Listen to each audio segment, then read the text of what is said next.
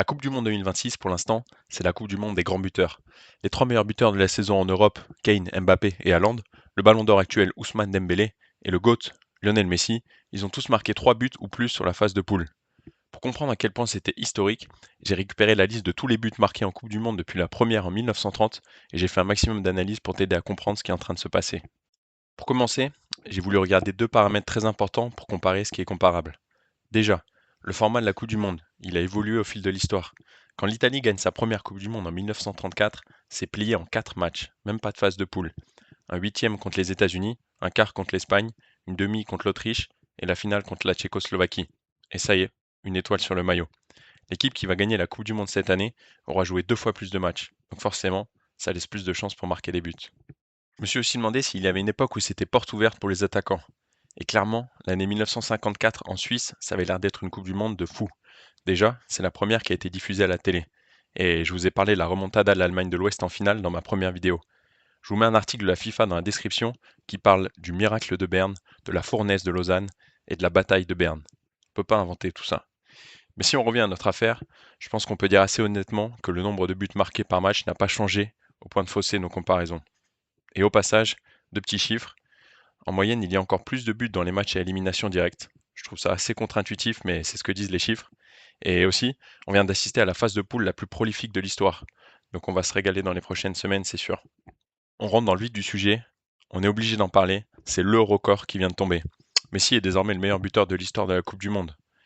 Dans cette liste, il n'y a que des légendes, c'est une dinguerie. Je suis parti de cette liste et je vous propose deux variantes intéressantes. La première analyse, qui marque quand ça compte le plus dans les matchs à élimination directe. Et là, on voit clairement des changements majeurs dans la liste. Je suis obligé de parler de Messi, qui plonge à la 13e place du classement. Il est seulement à 5 buts dans les matchs à élimination directe. Pour Klose, c'est compliqué aussi. Sur ses 16 buts, il en a marqué 11 en phase de poule. Mbappé et R9, eux, ont marqué la moitié de leurs buts dans les matchs qui comptent le plus et maintiennent leur statut. Et finalement, on n'a pas d'ascension hyper spectaculaire parce que le Brésilien Leonidas a marqué presque tous ses buts en 1938. Et si vous avez suivi au début, vous vous souvenez qu'il n'y avait que des matchs à élimination directe à cette époque. Et c'est pareil pour le Tchèque Nejedli. La deuxième analyse, c'est sans les pénaltys. Et c'est toujours un débat. Il faut être sacrément solide sur ses appuis pour mettre 2 pénaltys en finale de Coupe du Monde comme Kylian Mbappé. Mais de façon générale, ça reste un tir à 75% de réussite. 0,75 XG pour les plus modernes d'entre vous. Et c'est de là que vient le titre de la vidéo. Miroslav Klose est encore tout en haut de ce classement, plus pour longtemps certainement, mais c'était l'occasion d'en parler. Et sur cette vision, on a moins de chamboulements, mais on voit notre ami Harry Kane qui a marqué presque la moitié de ses buts en Coupe du Monde sur penalty. Heureusement pour nous qu'il a raté le deuxième en 2022. Maintenant qu'on s'est dit tout ça, est-ce que cette Coupe du Monde 2026 est déjà folle? Déjà, il faut noter que Lionel Messi, avec ses 6 buts, aurait été le meilleur buteur de la Coupe du Monde 10 fois sur 12 entre 1978 et 2022. Donc clairement, il se passe quelque chose.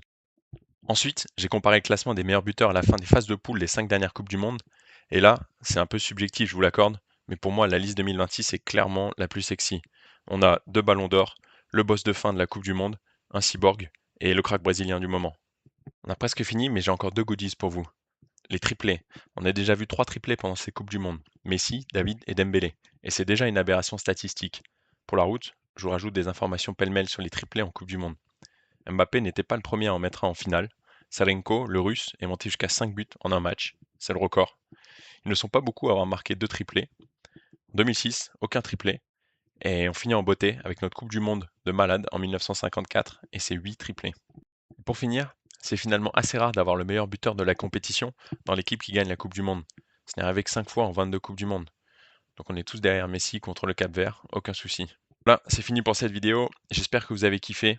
Et pour le plaisir, je vous ai mis aussi dans la description une vidéo d'1 minute avec les 13 buts de Juste Fontaine en Coupe du Monde. À la prochaine.